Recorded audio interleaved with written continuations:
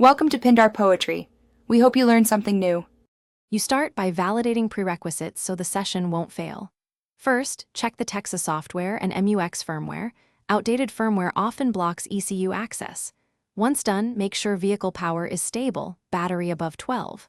4V prevents communication drops. Next, plug the MUX into the OBD port and pair or connect the tablet. You should see a device handshake. This step initiates the diagnostic bus scan, so don't skip it, because it reveals available control units immediately. You now move into executing the core diagnostic process.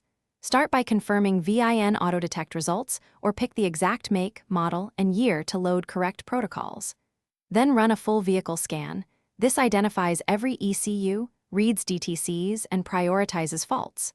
Once you have codes, capture freeze frame and live data for the affected system so you can compare expected versus actual values. Make sure to save a session file. That snapshot is vital for later analysis or dealer escalation. You finish by confirming repairs and verifying the fault is gone.